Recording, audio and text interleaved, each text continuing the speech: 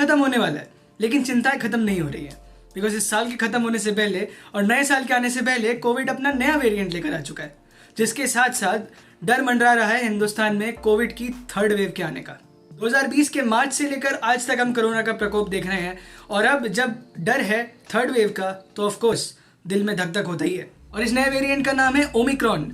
आज हम इसी पर बात करेंगे कि हमें अभी तक क्या क्या पता है ओमिक्रॉन के बारे में, और हिंदुस्तान में क्या संभावनाएं हैं थर्ड वेव के आने की, और अगर ये थर्ड वेव आया तो कितना खतरनाक होगा और क्या हमें प्रिकॉशंस लेने चाहिए इससे बचने के लिए। एक डिस्क्लेमर, ये एक इवॉल्विंग टॉपिक है और ये वीडियो 26 दिसंबर को रिकॉर्ड हुई है, जिसका मतलब ये है कि आगे आने वाली इन्फॉर्मेशन इससे थोड़ी सी अलग हो सकती हैं। विद हैविंग सेड दैट, मैं हूं नंदन, आप हैं मेरे चैनल पर। शुरू करते हैं इस वीडियो को यहाँ से।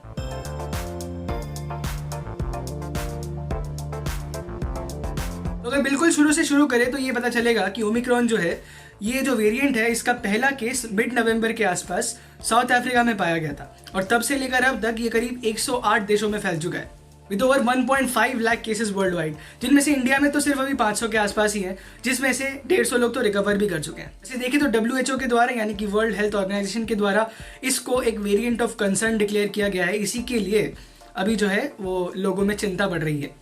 वैसे तो डेल्टा वेरिएंट को लेकर लोगों में इतनी चिंता नहीं थी, लेकिन ये जो ओमिक्रॉन वेरिएंट है, इसको लेकर खतरा इसलिए मंडराता है बिकॉज इसकी जो ट्रांसमिसिबिलिटी है, यानी कि फैलने की क्षमता, वो डेल्टा से 3 गुना ज़्यादा है। वैक्सीन की क्षमता इसके अगेंस्ट नीचे जा चुकी है। मतलब जो केसेस आ रहे हैं, बहुत केसेस ऐसे भी आ रहे हैं, मोस्टली केसेस ऐसे आ रहे हैं जिनको 2 बार वैक्सीन लग चुकी है या फिर वो कम्प्लीटली वैक्सीनेटेड लोग हैं। और अभी तक जितना हमें पता है कि पिछले शुक्रवार तक हिंदुस्तान में 358 ओमिक्रॉन के केसेस थे, जिनमें से 91% लोग ऐसे थे जिनको दोनों डोसेस लग चुके थे वैक्सीन के, और 3 तो ऐसे भी थे जिनको बूस्टर डोसेस भी लग चुके थे। करीब 70% लोग ऐसे थे जो एसिम्प्टोमेटिक थे, और 27% लोग ऐसे थे जिनकी कोई ट्रैवल हिस्ट्री थी ही नहीं। मतलब शुरू में केसेस आ रहे थे जो बाहर से आए थे इंडिया में, उनको ओमिक्रॉन हो रहा था, लेकिन बिना ट्रैवल हिस्ट्री वाले भी केसेस अब दिखने लगे इंडिया में। अगर अभी एक्टिव केसेस की बात करें तो 70,000 के आसपास है, और डेली करीब 6,500 से 7,000 केसेस के बीच में हिंदुस्तान रोज देख रहा है।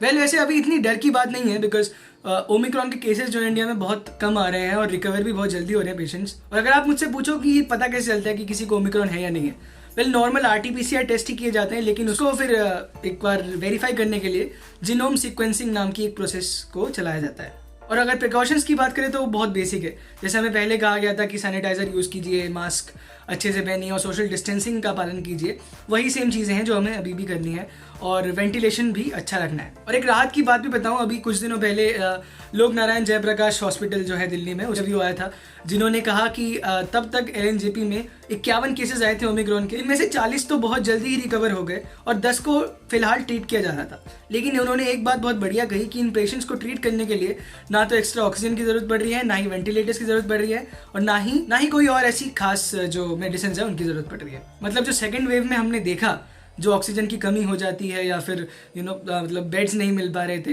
वैसा शायद इस बार ना हो। अच्छा, सॉरी टू इंटरप्ट, बट अगर आप मुझे पहली बार यूट्यूब पर देख रहे हैं तो आपसे हाथ जोड़कर रिक्वेस्ट कि प्लीज़ चैनल को सब्सक्राइब कर दीजिएगा, बिकॉज मैं ऐसी वीडियोस बनाते रहता हूँ और आप निराश नहीं होंगे। तो यहाँ पर ओमिक्रॉन का केस हम लोग रेस्ट कर सकते हैं। मतलब अभी जो साइंटिस्ट कह रहे हैं वो ये है कि इंडिया में केस लोड तब बढ़ेगा डेली जब ओमिक्रॉन के केसेस डेल्टा के केसेस को ओवरटेक कर जाएंगे। चलिए, बात हो गई ओमिक्रॉन की।